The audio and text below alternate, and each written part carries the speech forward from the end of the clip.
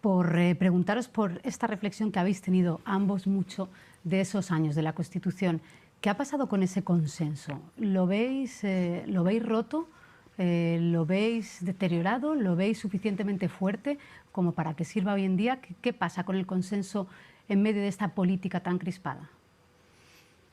Bueno, yo creo que es un consenso que dejó de proveer de seguridad a una gran parte de la ciudadanía española cuando dejó de generar efectos concretos, materiales en la vida cotidiana, que eran una parte fundamental del pacto. El pacto de la Constitución tiene un momento como formal, fundante, cuando se aprueba la Constitución, pero quizás la parte de la Constitución material, el primer acuerdo que lo hace posible son los pactos de la Moncloa.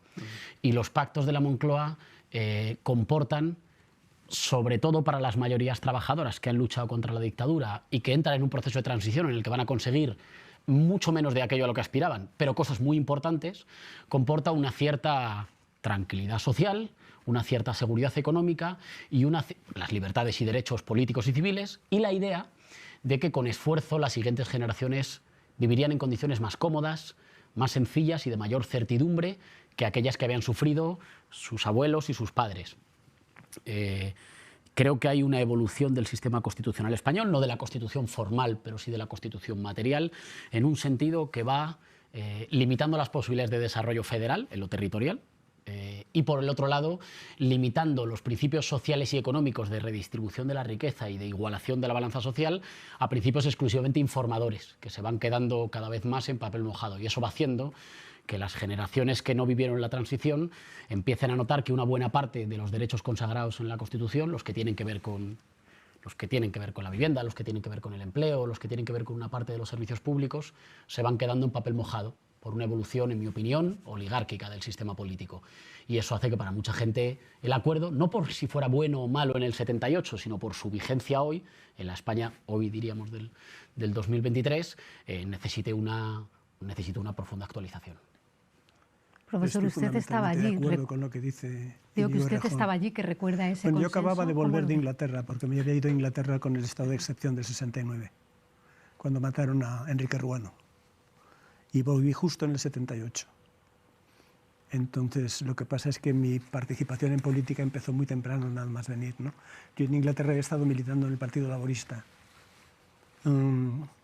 Y entonces yo no presencié la negociación de la Constitución, pero sí la experiencia de la política enseguida ya primero en la Comisión Ejecutiva del Partido Socialista y luego en los gobiernos del PSOE. Estoy de acuerdo con lo que dice Íñigo Errejón de que la Constitución tiene elementos que se han desarrollado de manera torcida. Él se refería a derechos sociales, estoy de acuerdo. En lo que se refiere a, por ejemplo, a reformas sanitarias y reformas educativas han sido sistemáticamente boicoteadas.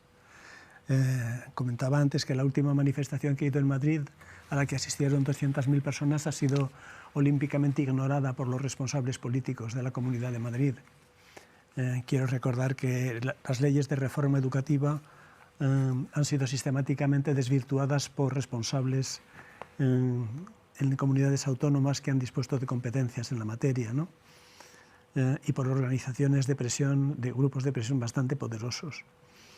Entonces, ha habido partes, por ejemplo, una cuestión que también mencionaba Íñigo Errejón, la Constitución diferencia entre el artículo 151 y el artículo 143 entre comunidades autónomas y regiones. Y se suponía que, entre nacionalidades y regiones. Se suponía que por nacionalidades se refería a Cataluña, Euskadi y Galicia. No se pretendía que fuera café para todos, que fue lo que sucedió después. Y yo creo que ese café para todos explica en buena parte el descontento catalán, ¿no? Pero la Constitución en principio sí fue fruto de presiones desde abajo, de esos movimientos estudiantiles, obreros, a los que mencionaba Íñigo Errejón, y de concesiones por parte de la derecha de arriba para sobrevivir, ¿no? Lo que ha pasado después en buena parte se explica por las correlaciones de fuerzas en cada momento.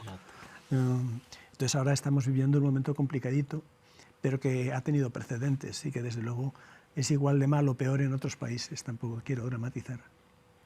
Si ha tenido precedentes, podemos decir que hay ahora más crispación que antes, que la había pero de distinta manera, que se expresa de diferentes formas,